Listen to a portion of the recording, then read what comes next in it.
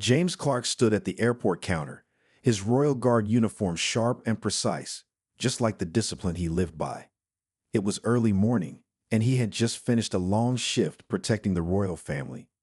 After weeks of intense preparation, James was heading to Paris for an official mission. His mind was already racing with thoughts of the work ahead. He had a first-class ticket, his passport in hand, and everything seemed in order. But as he handed his boarding pass to the airline attendant, things quickly took an unexpected turn.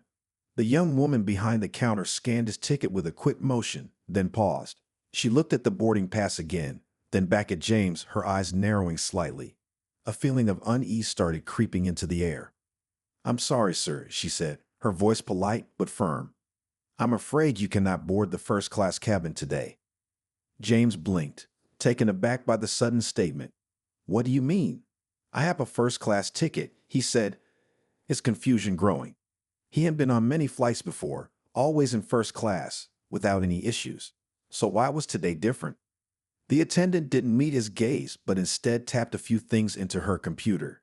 She seemed hesitant, as if trying to find the right words. "It's company policy," she said, still sounding apologetic. "We can't allow passengers in military uniform to board first class." James felt the sting of surprise, mixed with frustration. Military uniform. He knew his uniform was part of his identity, but he had never heard of such a rule. This was a flight he had booked weeks in advance, and there had been no mention of restrictions like this. "I don't understand," he said, trying to keep his voice calm. "This doesn't make sense. I've flown first class in this uniform before without any problems." The attendant looked uncomfortable, glancing over at her manager, who was nearby. James could sense her reluctance to push the matter further, but she was following the rules that, to him, seemed completely out of place. "I'm really sorry, sir," she said again, but the words did little to ease his growing frustration. "I just can't let you through." He stood there for a moment, stunned by the situation. The bustling airport around him seemed to fade into the background. The passengers in the queue behind him murmured, clearly noticing the growing tension. James had been in difficult situations before, but never had he been treated like this. Not when protecting the royal family, not in his years of service. Never had his uniform been the reason for such an obstacle. As the attendant handed his boarding pass back, James felt a sharp sense of humiliation. How could they deny him? It didn't matter that he was a royal guard. It didn't matter that he had served with honor for over a decade. To them, he was just another passenger, a problem to be dealt with. His mind raced with questions. How could he resolve this? What was the next step? His calm demeanor was beginning to crack, and he knew he had to do something before this went any further. James Clark stood frozen at the counter, his first-class ticket clutched in his hand like a small symbol of everything he had worked for. The air around him felt heavy, the hum of the airport's busy atmosphere suddenly distant. The attendant's words kept echoing in his mind. "We can't allow passengers in military uniform to board first class." The shock of hearing those words still hadn't worn off. He couldn't believe it. His mind raced, trying to process what had just happened. "This doesn't make sense," James thought, repeating the words to himself. He had served as a royal guard for years, representing everything the country stood for: honor, discipline, and respect. How could anyone look at him in his uniform, a symbol of pride, and tell him he wasn't welcome in a first-class cabin? His thoughts were a swirl of confusion and frustration. He tried to keep his voice calm, though it was growing harder by the second. "I've been flying first class in this uniform before," he said, hoping for some understanding. "Why is it a problem now?" The attendant simply gave a small shake of her head, offering him a sympathetic smile, but not much else. "It's just our policy, sir," she said, still tapping away at her computer, almost as if to distract herself from the situation. "It's in the guidelines. No military personnel in uniform allowed in first class." She looked up, her eyes flickering briefly toward her manager, who stood at a distance, watching the exchange with a puzzled expression. James' heart raced. Policy. This was new. He had flown countless times with his uniform on, never once facing such a restriction. It was like being told that the thing that defined him, the very essence of his work, was suddenly a problem. He was no longer seen as the dedicated guard he was, but as someone out of place. "This doesn't make sense," James repeated quietly, more to himself than to her. You don't understand. I'm not just anyone. His voice was steady, but there was a weight to the words. He had spent over a decade in this role, working to protect the highest people in the country, and now, here he was, being treated like a second-class citizen. The attendant glanced at him again, her face softening slightly. Sir, I'm really sorry. I know this must be frustrating, but I just can't do anything about it. You'll have to fly economy or take another flight. Her voice was apologetic, but the decision had clearly been made. James could sense the helplessness in her tone, but it didn't make the situation any easier. He stood there for a long moment, trying to wrap his mind around the reality of it all. Economy, he thought, a bitter taste forming in his mouth. How could this be happening? There had to be a mistake, a misunderstanding. He had done everything right. The ticket was valid. His uniform was just part of who he was. Yet, here he was, denied the very thing he had worked for and deserved. As the attendant continued to apologize, James felt a wave of frustration wash over him. He couldn't accept this, not without doing something about it. He needed a solution, and if it meant taking matters into his own hands, so be it. He couldn't let this stand. Not like this. Not in front of so many watching eyes. James Clark stood there, stunned. The bustling sounds of the airport felt miles away as he tried to understand the situation. How could he, someone who had served the royal family, someone who was trained to handle pressure, be stuck in this moment of helplessness? The reality was sinking in now. The attendant had refused to let him board first class, and there was nothing he could do about it. No explanation, no solution, just the hard fact that he was being denied access.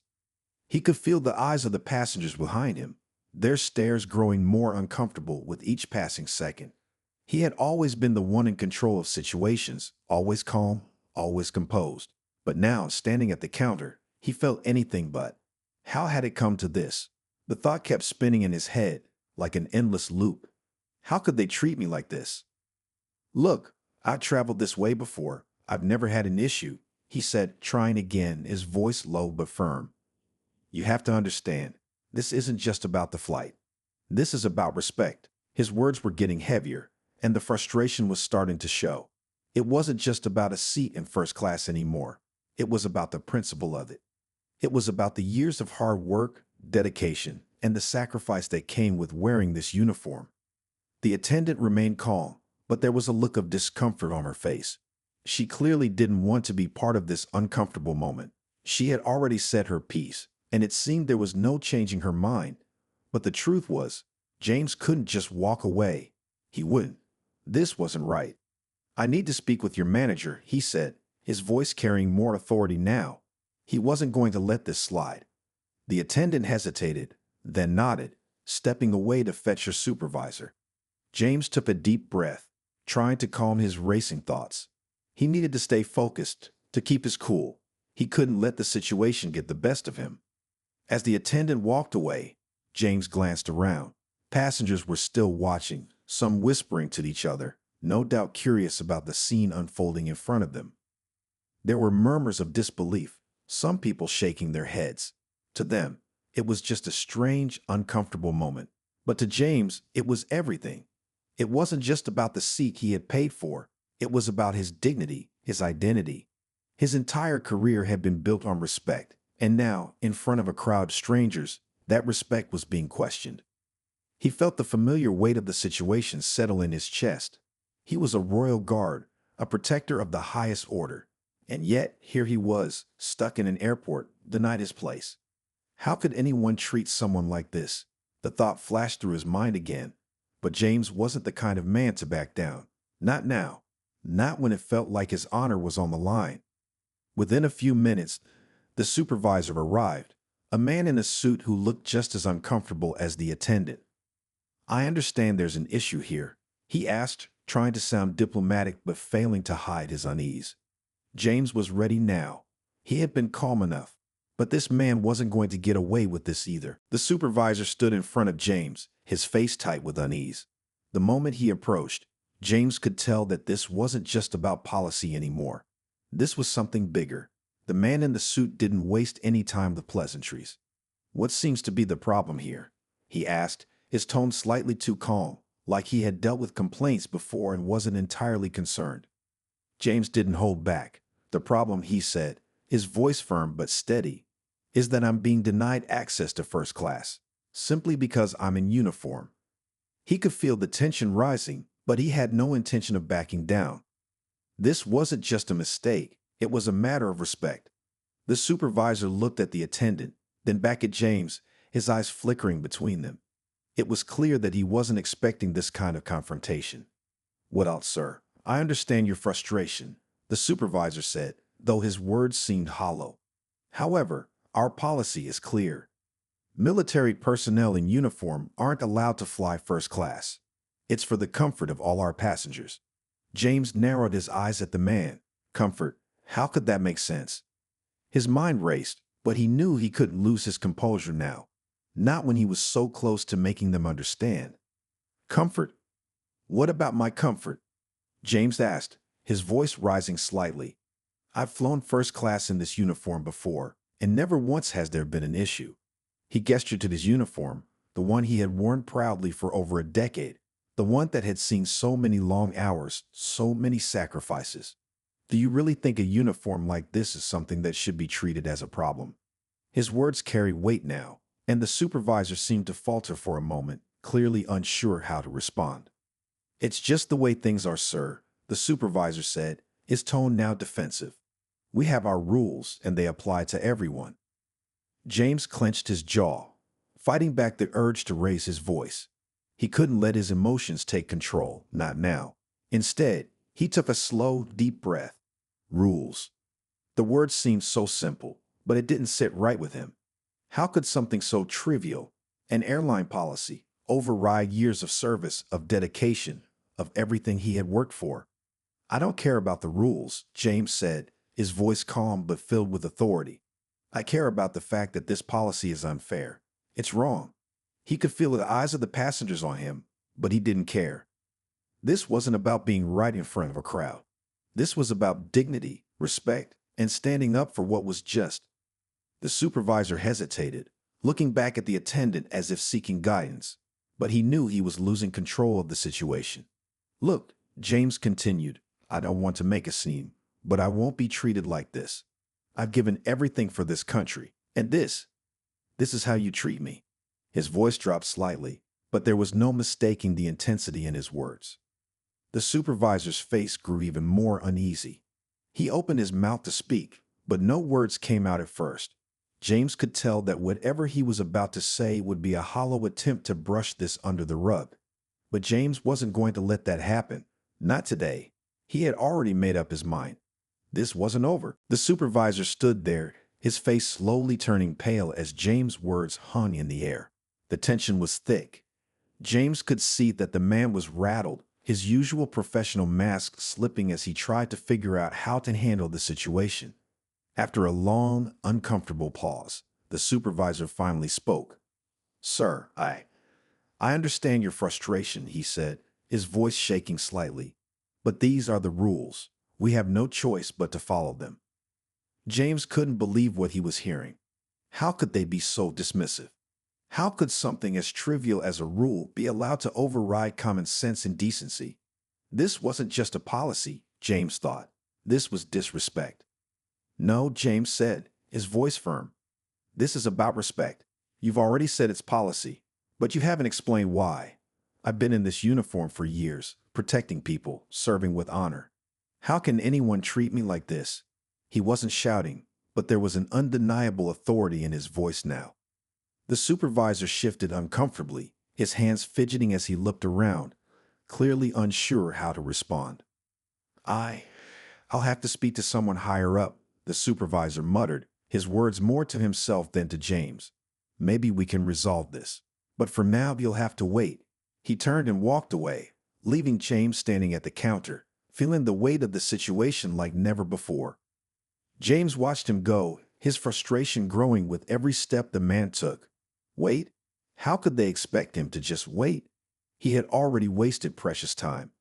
He was a man of action, not someone who could just sit back and accept things that didn't make sense. His eyes scanned the airport, catching sight of the growing crowd of passengers who were now watching this drama unfold. Whispers floated through the air, some curious, some confused, but all of them aware that something was wrong. The minutes stretched on like hours. James could feel his patience thinning. This isn't just about a seat, he thought again. This is about dignity. He had been denied the right to sit in first class because of his uniform. A uniform that symbolized years of service, sacrifice, and loyalty. How could they not see that?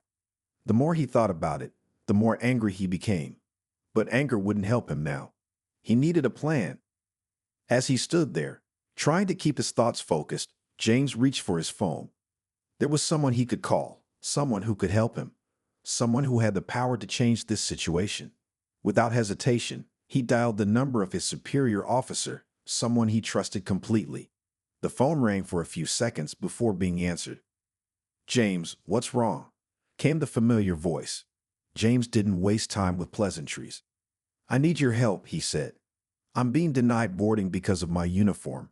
They say it's company policy. I'm stuck here, and I don't know what to do."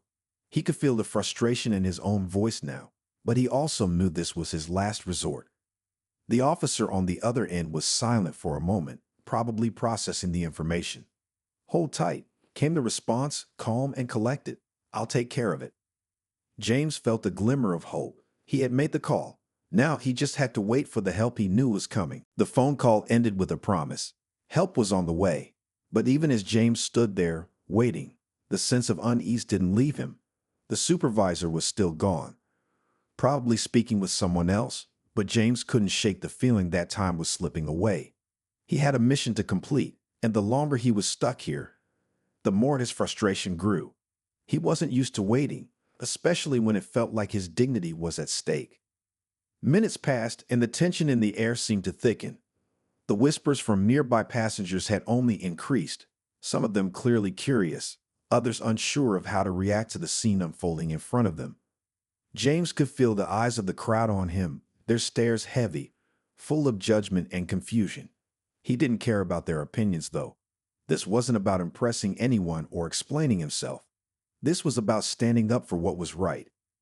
His phone buzzed, breaking his train of thought. He glanced down at the screen and saw the name of his superior officer flash across the display. Without hesitation, he answered. "James, I'm taking care of it." The officer's voice was calm, steady, and full of authority. "I've made a few calls. The airline is already aware of the situation, and I'm working on getting you a resolution." James let out a breath he hadn't realized he was holding. It wasn't over yet, but at least there was hope now. "Thank you," he said simply, the weight of his words more than just a thank you. It was a relief to know that someone had his back, that someone understood the importance of what was happening. "Stay where you are," the officer continued. "Don't let them get away with this." He didn't need to be told twice. James' resolve solidified. He would stand his ground. He wasn't going to back down just because of a rule that made no sense. His uniform wasn't a symbol of inconvenience. It was a symbol of sacrifice and service, and that deserved respect. A few moments later, the supervisor returned, this time accompanied by a taller man in a suit, who appeared far more serious and composed. The new man, probably a higher-ranking manager, stepped up to James, his expression a mix of concern and something else.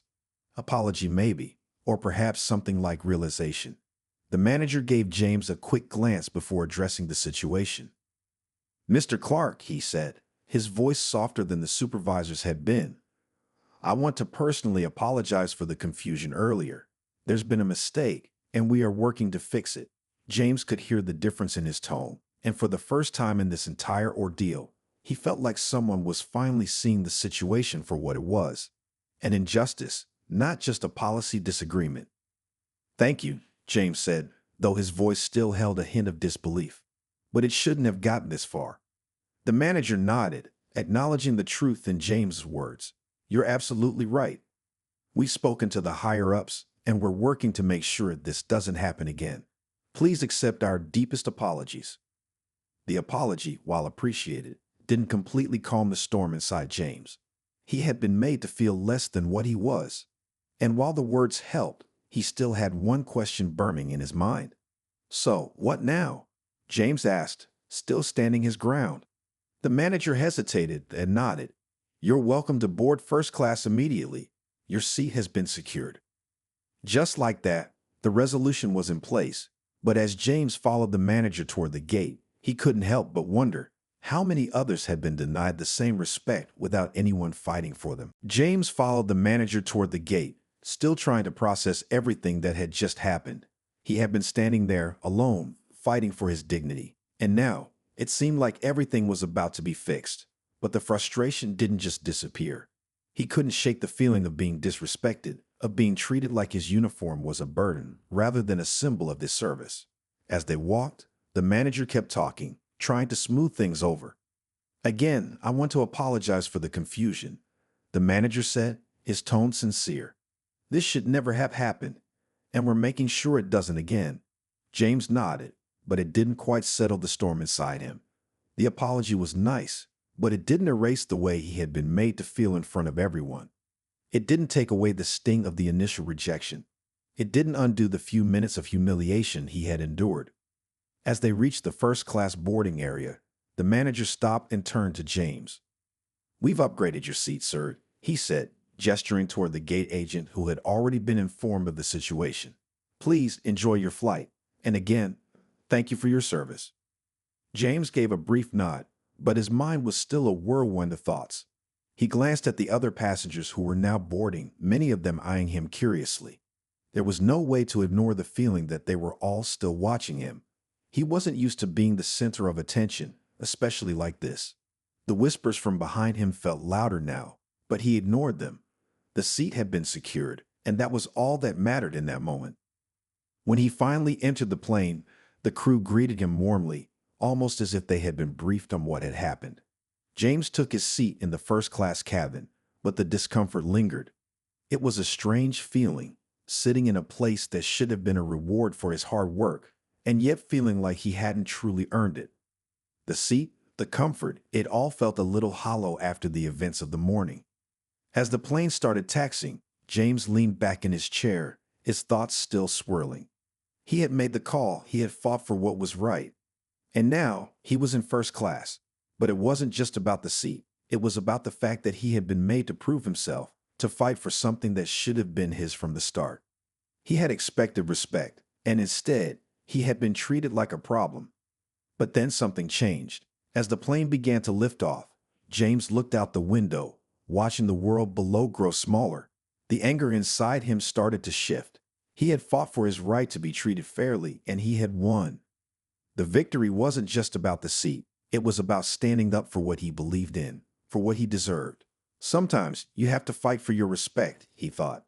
Sometimes it's worth the battle. He sat back, finally allowing himself to relax, even if just a little. It wasn't over.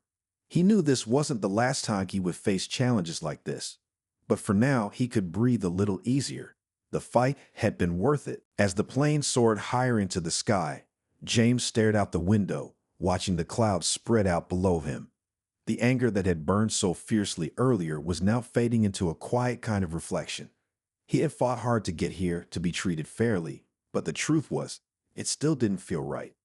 The discomfort from the earlier events hadn't completely gone away, and he couldn't help but think about all the others who might not have the same opportunity to fight back, to make the call, to demand the respect they deserved.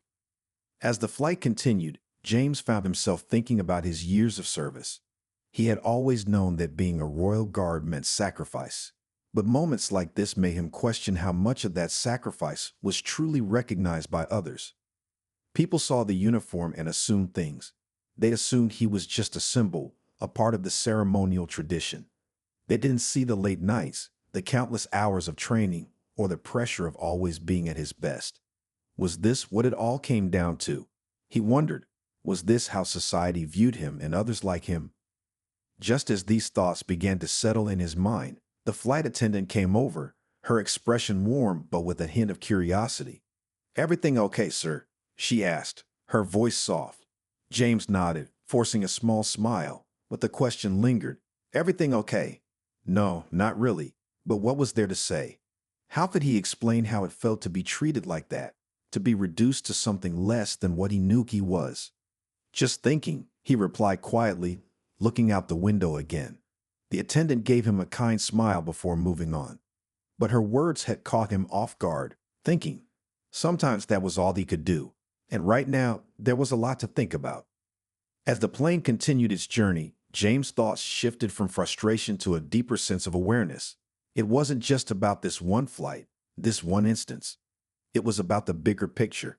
He had seen how easily people could be dismissed, how easily they could be made to feel invisible, as if their worth was measured by a set of rules or policies that didn't account for the people behind them. How many others had been brushed aside, treated the same way? He thought back to this call to his superior officer, the moment when he had felt like he was at his lowest, when he wasn't sure if he would get any support. But then the officer had stepped in, and everything changed. It had reminded him that even when the odds seemed stacked against you, there were always people who would fight with you, who would stand by you. And that made all the difference. As the flight neared its destination, James felt a sense of calm beginning to settle over him. He had stood his ground, had fought for what was right.